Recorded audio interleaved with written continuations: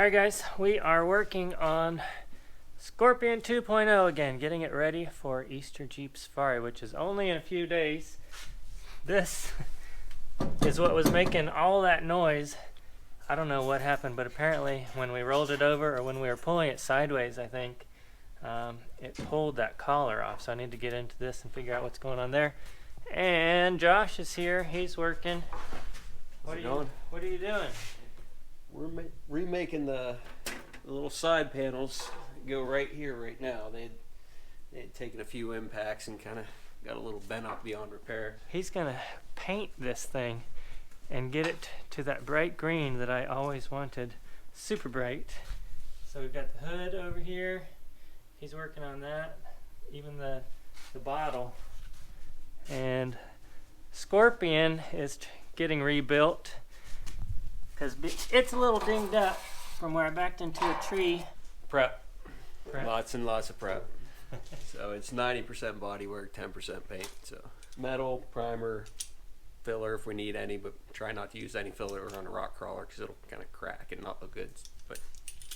And we have a lot of bodywork. There's dents and dings all over this thing. Somehow I hit a rock roof, and he's gonna work that out. Looks like he already worked out quite a bit of it right there. Yeah, it was dented in. It came most of the way out. All right, let's get to it.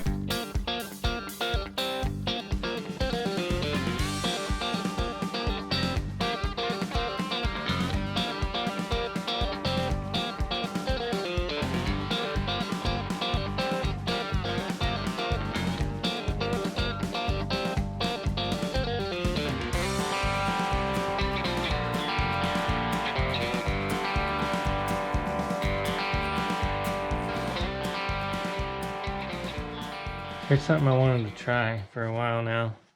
So I'm going to weld onto this bearing, and that should expand the metal, and we should be able to just slide it right off. Let's see if it works. I've never tried this. That did not work. Plan B.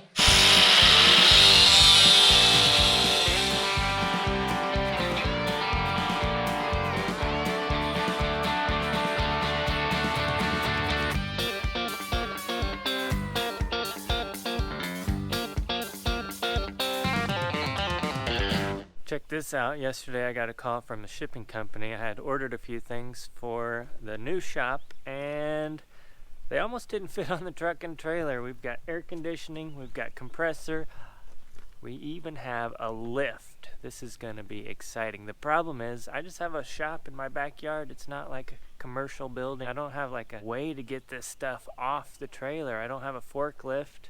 It's going to be interesting trying to maneuver this stuff into that door for one, and then off of the trailer weighing as much as it does. So I don't know how this is going to work out.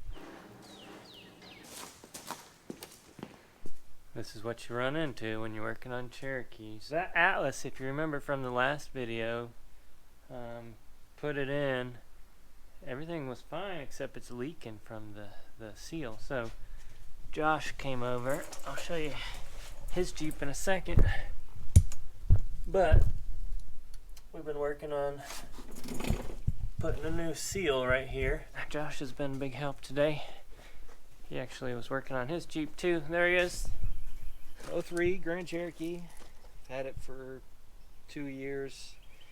It's been under a couple transformations. V8, long arms in the front. Still the 30 and 44. The RCVs in the front. Locked front and rear. It's a 4.7. 4.7? Yes. Here's all of the Jeeps I've been collecting for the challenge. So we've got a YJ, we have an orange Grand Cherokee, and oh, that's David's Jeep back there. He'd probably be mad if I took that on a versus challenge. Still haven't figured out how we're gonna lift these boxes. That one's got to be at least 1,000 pounds. This is something that David Cadenhead and I built the other day. Optima sent me 2 racks for the new shop for my ultimate man cave. But I thought, why have 2 when you can have one giant 10-foot tall rack? It's gonna look so cool in here. So now I gotta figure out where to put everything. So the lift is going in this corner, caddy corner, and then I'd like to eventually have 2 balconies. One balcony over here in this corner and one balcony in that corner, sort of like triangular shaped. And then my ultimate goal, I don't know, I'm like a kid or something, I want to have a bridge in between the 2. So yeah, that would be cool, wouldn't it?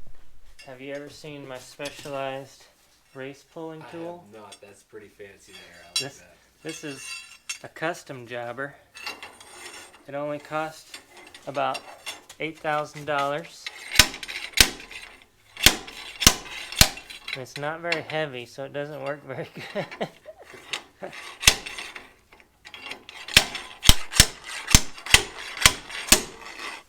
I don't think that's gonna work.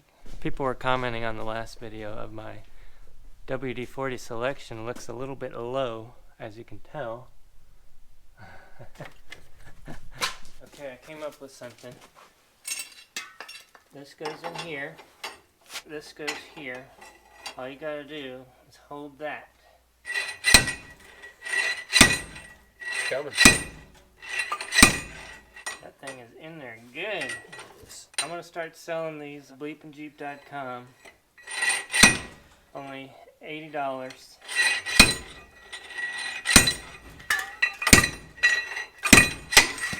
Oh, you alright? Yeah. What's that saying? If it's liquid, it can't be stuck? That's right.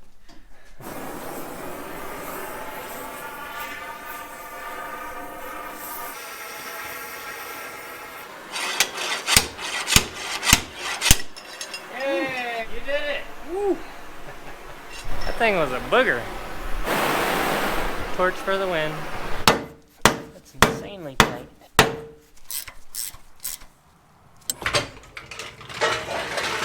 Alright guys, check this out.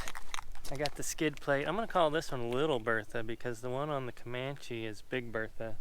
This one's a little lighter, but it's still heavy. But I got it painted black and I want to spray paint. Previously I had bleep on there, so the reason being is whenever I roll it over, it says bleep. And it's on the bottom, so it doesn't have to be super pretty. I'm not even going to tape it off.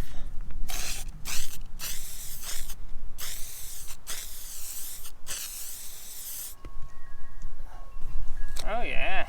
Here's a professional paint man here. What do you think of my paint job? It's beautiful.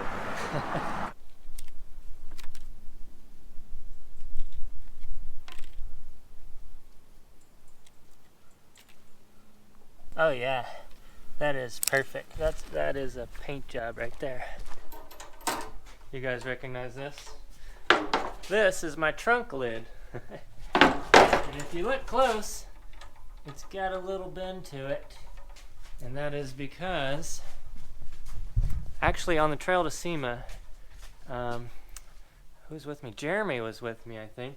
And we came off of like a 6-foot wall and just landed so hard. I had a lot of weight on the top of that trunk lid and it just, bam, and just everything bent. So you can see this is bent, this is bent, these little pieces are bent, the lid is bent, everything's bent. So I'm taking that off and I'm going to try to straighten that out. And then what are you working on over here? Oh, just mounting these filler panels in. So he said the old ones were too bad, we couldn't save them. They were a little bent up.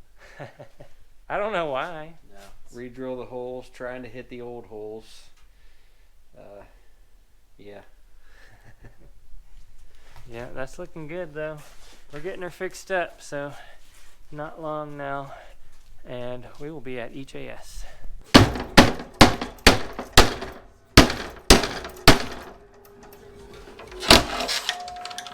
My guess is to take a hammer and just pound away at it, but you say? I say to start with, the way it's caved in, put it down on the floor and jump on it. I don't weigh enough.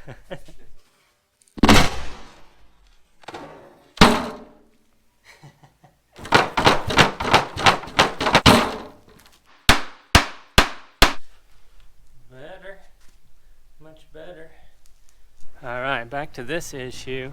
I don't usually like to bother my neighbors, but I have no other way of getting that bin pack off, so I asked him if he would bring his tractor over and help, and there he is. So plan is to take his tractor, pull it into the shop backwards, and then I'm gonna back the trailer in there and maybe we can lift that sucker off with his bucket. Ready, Freddy?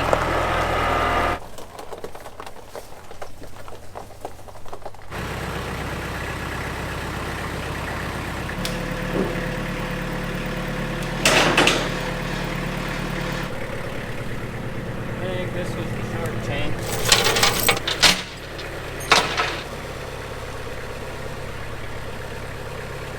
If there's clearance, I can try rolling the bucket some more if I need to. I just don't want to damage anything on it. Right.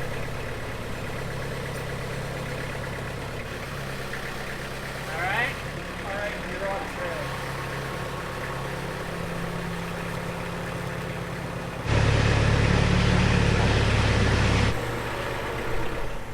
Check out that compressor. Now that compressor will probably do all your air tools for painting, right? Oh yeah, that'll run the gun. All that's from bin pack. We're just putting it inside for now to get it out of the rain, but eventually I want to make a little lean-to on the other side of the shop so that we don't have to listen to that whenever we're trying to make videos and stuff. If the compressor kicks on, I basically have to shut down video creation until it stops, so this will be nice. Josh says that he used to change tires for BFG Racing. BFG Racing, Michelin Racing. So I don't know anything about this machine. Tell us about this machine. So this is a really nice machine. It really is. This takes all the manual labor part out of it for you. So this right here is your bead breaker. You're going to roll the tire in here, step on the pedal. This arm's going to pull in, and it's going to bust the bead on the tire. You flip it over. Set the wheel down right here. These clamps are going to come out and lock the wheel in. Your bead's going to be broken, so this will come over. It will push the tire down, and this part will lock in around the wheel. You lock it in place. The tire is going to ride up the side of it. It's going to spin around and pop off. It's hard to explain, but it makes sense once the tire's on there and you can see. This I haven't figured out yet. Our machines didn't have this. And this guy, if any of you guys ever used a cheetah before, when you're trying to seat the bead on a tire, inflate it. Cheetah's a big air tank that you fill up to 120 psi or whatever, and you flip a lever and it shoots a bunch of air in there all at once. Well, that's what this guy will do. So that's the tire machine, the lift, and then we just set this over here for now because I don't have the pad and everything outside, but it's probably going to go right on the other side of that wall. Alright guys, check this out. We don't have water in the shop yet, but I think I can fix that. So the issue is I need to have a bunch of dirt work done here and a retaining wall built here. So I don't want to trench the water line now and then just have to dig it up in a couple of weeks or months. So for now I'm going to take a garden hose and backfeed that. I just happen to have one with 2 female ends. I'm going to backfeed that into the shop here, and we'll have to get Josh to help me test, make sure we don't have huge leaks, but otherwise we'll be able to wash our hands and use the restroom. That'll be awesome. For the first time ever in BleepinJeep history. Typically the restroom is right there. Josh! I need your help! What you got? Maybe stand over there and see if you hear any sprays going everywhere. Right. And if you do, yell bloody murder. Oh, that's a lot. I'll just crack it for now. I've got that closed off, this one. I've got a valve in there for now until I'm gonna put a sink right there, like a shop sink or something.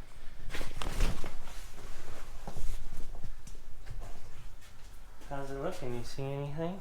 I hear some stuff back here. Oh, it's filling up the water here. Let's crack it and see if we can get all the air out. The toilet's flushing by itself. I don't think it's supposed to do that. But I'm not getting any water out of here yet. Not getting any water in the sink yet.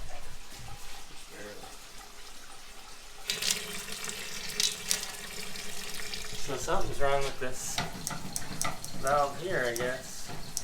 It pays to read the instructions. So I had that water barely cracked, and that's why it wasn't stopping, because it didn't have enough pressure. So now I opened it all the way and test flush. Isn't that cool? That's cool. It won't stop flushing until it builds enough pressure again. So if you have the sink running or something, it might not stop. There we go. Now shower. Once I get all the air out of the system, I can turn the hot water heater on. It's a tankless hot water heater. And water there. Right, looking good. Some of you may be wondering about the toilet. For that, I have the Incinolit. I still need to drill a hole and make an exhaust, but basically you go to the bathroom in this thing, and then you press this button with your foot. First you have to put a bowl liner in there, but then it goes down inside this tank and it burns your poo and just exhausts it right out. It sounds stinky, but from what I understand, there's no smell because it's so hot, it just incinerates everything.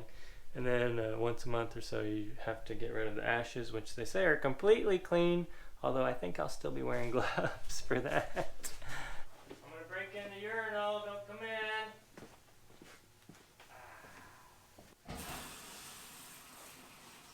Okay, it's all broken.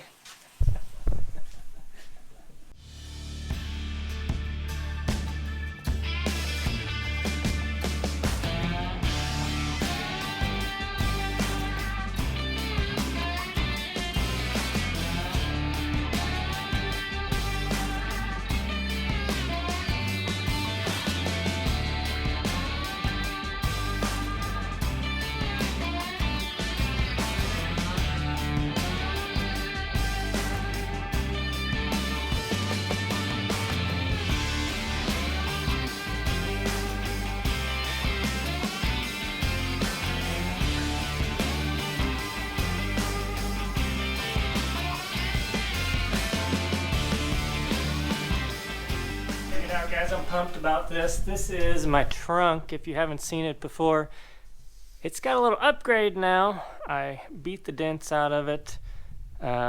Also, this is the Scorpion. It lights up in red, if you can see that. It's got a dent in it, so I've got a new plate coming for that, but that gets bolted there. Factory Jeep Cherokee taillights there, and then the trunk lid, you pull this, you turn it, and when you lift it, there's magnets here, and it sticks up top. Below that, there's a tool tray. I've got a Kaizen foam cutout. All the tools fit perfectly in there. If you want to get below that, you lift this up. There is a prop rod right there on the side, but the magnet is so strong. Look at that. It's holding it up by that.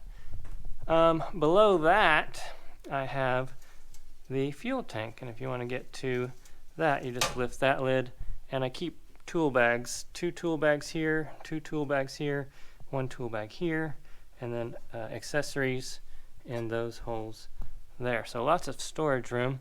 I used to keep, oh gosh, that is strong. I used to keep my power tank right here and my jack, like a floor jack, right there, but that's the reason this all got bent, because it came down and it was too heavy. So I think I'm gonna figure out something to keep power tank in here. I'm probably gonna get rid of the back seat, like I said, but at least for now, for EJS, I need the back seat because the plan is for Colt's son Ian to come along. I don't know how he's gonna fit in here. He's like 6'7", and this is hard to fit somebody who's 5'6". But I'm gonna probably fit the CO2 tank, the power tank, in here somewhere, and leave room for one person to sit. I don't know where I'm going to put the jack. And then when we do the rear steer, I'm going to have a hydraulic pump that needs to go in here somewhere. And then Josh took the amplifier out. He's going to see what's up with that. It was kind of sitting in some water because when you power wash this thing, it's not easy to keep water out of there. But the amp sits down here. And then there's actually a subwoofer. This thing, as a matter of fact, has a really good sound system. It doesn't work right now, but we'll get that fixed coming up. Alright guys, new day. Check this out. Just in the mail, just now,